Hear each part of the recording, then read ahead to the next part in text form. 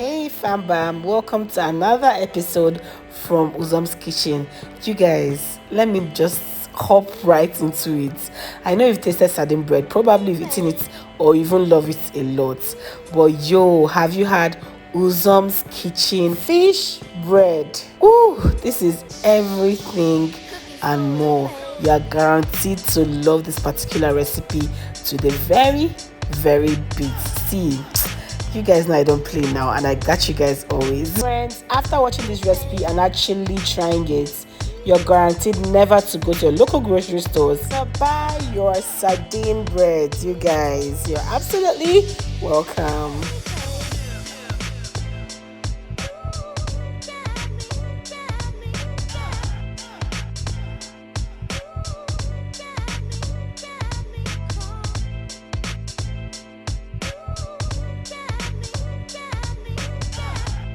Okay, lest I forget, you guys are absolutely welcome. Thank you for stopping by for another episode from Uzom's Kitchen. You guys know how we roll. Now, if you're new to this page, thank you for stopping by. Please hit the subscribe button just by the right corner to officially join the best cooking family. Yo, we don't play here. And if you're not new, you guys know now, I don't play with y'all. You guys are special to me.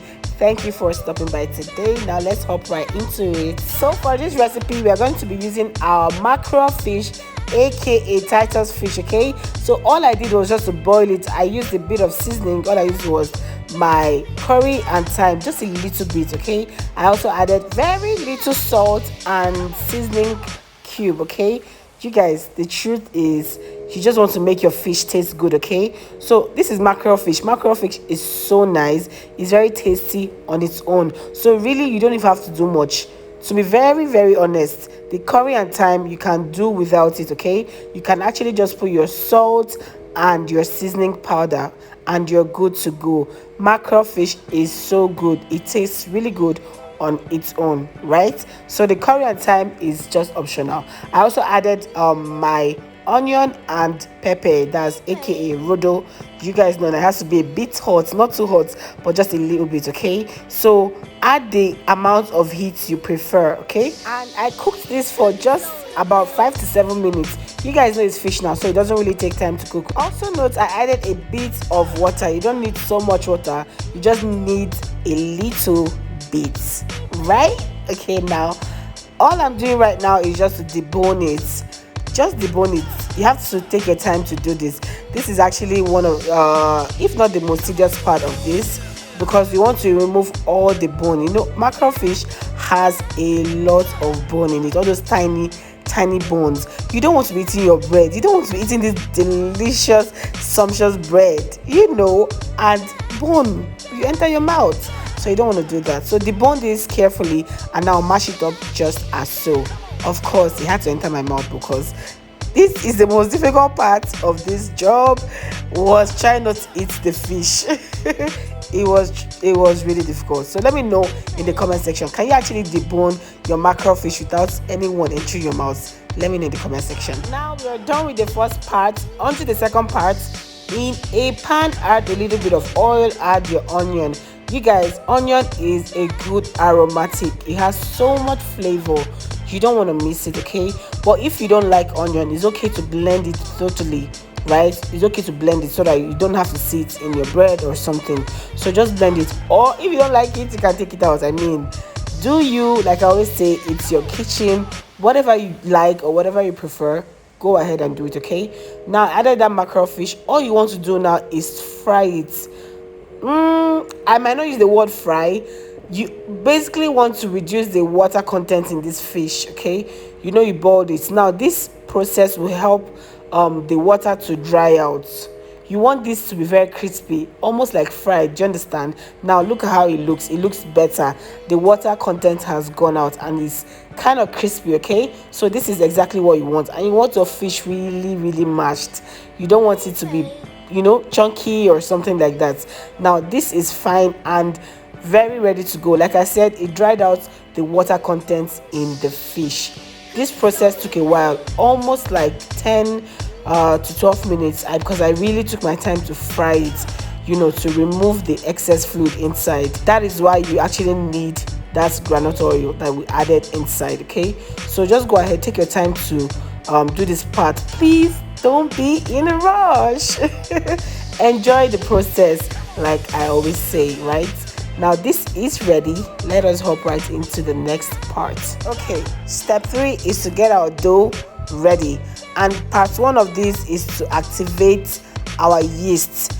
It's okay for you to have an active dry yeast. You still have to go through this process. Okay, my yeast is an active dry yeast, but I just like to go through this process to be sure that the yeast is actually working, because if your yeast is not working, then you just wasted your whole time. Now I've done this, I'll just let it rise. I just added water, sugar, and my yeast. Okay, now to my dry ingredients, all I did was add my flour, sugar, and salt. I'm just gonna give this a quick mix. You guys, I would write the measurements in the description box, so do well to check it out. Okay, now added oil. I'm gonna add 1 egg, and of course that yeast I already activated. Now all I'm gonna do is just take my time to mix this. It has to form a nice dough. Friends, this is another part that will actually take a bit of your time. Not so much time actually, like between 10 to 15 minutes, depending on your strength, your arm strength, and all of that. You can actually use your mixer, but I prefer to use my hand to do this. I just prefer to do it because this is a hard dough. If it's something that is soft or a kind of a batter, I prefer to use my mixer. But since it's a hard dough, this is a bread dough, I prefer to just use my hand because it's not soft. Okay, so this is a good part for the bakers in the house to let us know the best way to go about this. Is it to use a mixer or to use your hand? Because I use my hand all through, and I actually enjoy the process. It's quite therapeutic for me. So I believe you can actually use your mixer or you can use your hand. Doing this with your hand took me about 15 minutes if I'm correct, yeah, but I know it would use a shorter time if you're using a mixer. So like I say again to you, it's your kitchen. Whatever works for you is absolutely fine. At this point, I think I'm good with my dough. All I did was to oil this plate, and I added the dough and let it rise for about 1 hour. And that was the interesting part. I love to do that a lot. To bust the dough is just interesting, because the yeast had activated in the dough, so it will just rise double the size. Okay, so let that rise for about an hour. Now all I did was to cut it into 3 because that's the number I wanted. This can actually make more if you have a bigger pan or something, but I wanted this exact size. So all I did was to mold this, and of course I'm going to spread it out. This took me about 4 to 5 minutes because you just want to make the dough really nice, and flatten this, not too much. Just follow the video, you guys. It is very easy. After using that, I just used my hand because my hand was even working faster. I oiled the plate, so the dough is very easy to work with now. Very, very easy. It is very stretchy at this point. Okay, now bring that sumptuous fish we already made earlier on, and just this is the good part about making this at home. You get to add the amount of fillings you want. You will never get this outside. It's not even possible. In this Buhari, let me reduce my voice, in this Buhari economy. But you guys know we don't operate with Buhari economy. We operate from the kingdom economy. Can I hear an amen? Okay, so all I did now was to spray my pan, and I'm just going to fold that in just as so.